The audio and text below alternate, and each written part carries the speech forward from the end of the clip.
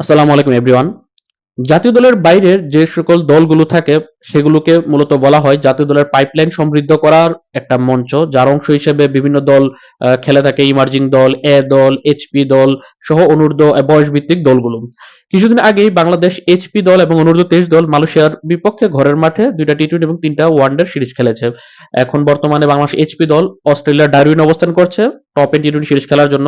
এর বাইরে বাংলাদেশ ইমার্জিং দল আহ, সাউথ আফ্রিকা ইমার্জিং দলের সাথে ত্রিদলীয় একটা ওয়ানডে সিরিজ খেলেছে এবং বর্তমানে সাউথ আফ্রিকা ইমার্জিং দলের সাথে 2টা 4 দিনের টেস্ট ম্যাচ তারা খেলছে। বাংলাদেশ ইমার্জিং দল সাউথ আফ্রিকা ইমার্জিং এর সাথে সাউথ আফ্রিকাতে এই 2টা 4 দিনের টেস্ট ম্যাচ চলাকালীন সময়েই বাংলাদেশ এ দল সাউথ আফ্রিকা এ দলের সাথে 2টা 4 দিনের ম্যাচ এবং 3টা একদিনের মানে ওয়ানডে ম্যাচ খেলার জন্য সাউথ আফ্রিকার উদ্দেশ্যে রওনা দিচ্ছে। আগামী 23 আগস্ট থেকে 12 সেপ্টেম্বরের মধ্যে 2টা 4 দিনের টেস্ট ম্যাচ এবং 3টা একদিনের ওয়ানডে ম্যাচ তারা খেলবে।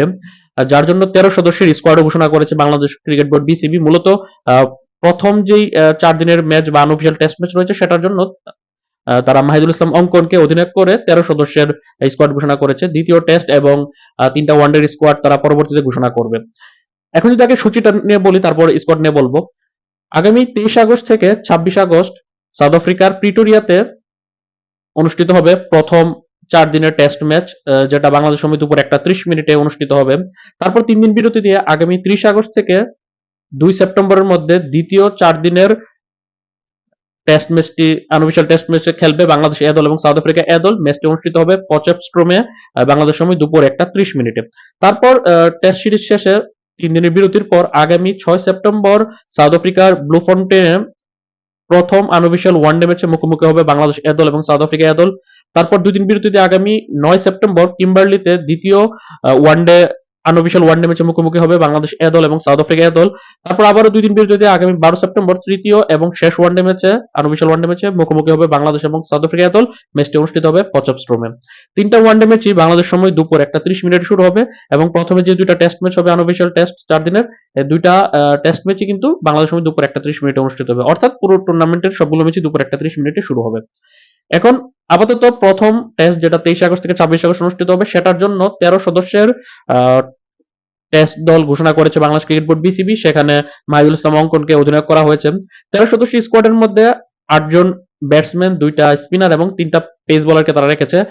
8 জন ব্যাটসম্যানের মধ্যে সেখানে আছে নাইম শেখ, জাকির হাসান, মাহমুদুল হাসান জয়, পারভেজ হোসেন ইমন, কালাম সিদ্দিকী অলিন, শাহাদাত হোসেন দীপু, আফিফ হোসেন ধ্রুব এবং মাহিদুল ইসলাম অঙ্কন। 2টা স্পিনার আছে, অফ স্পিনার নাইম হাসান এবং বাহাতি স্পিনার হাসান মুরাদ। 3টা পেস বোলার আছে ইকবাল হোসেন ইমন, আল ফাহাদ এবং পেসার এনামুল হক। এই 13 সদস্যের স্কোয়াডই মূলত প্রথম টেস্ট ম্যাচটা খেলবে আগামী 23 থেকে 26 আগস্ট, প্রথম 4 দিনের আনঅফিশিয়াল টেস্ট ম্যাচটা। তারপর দ্বিতীয় টেস্টের জন্য স্কোয়াড ঘোষণা করা হবে। মূলত আগামী 2027 সালে যে ওয়ানডে বিশ্বকাপটা রয়েছে যেটা সাউথ আফ্রিকা, নামিবিয়া এবং জিম্বাবুয়েতে অনুষ্ঠিত হবে সেটার জন্য ভালো প্রস্তুতির লক্ষ্যে মূলত বাংলাদেশের বেশ কয়েকটি দল তারা সাউথ আফ্রিকাতে বিভিন্ন সিরিজ খেলছে। প্রথমত বাংলাদেশ ইমার্জিং দল তো বর্তমানে আছে সাউথ আফ্রিকাতে, সেখানে ইমার্জিং দলের ক্রিকেটাররা ওয়ানডে এবং টেস্ট সিরিজ খেলছে।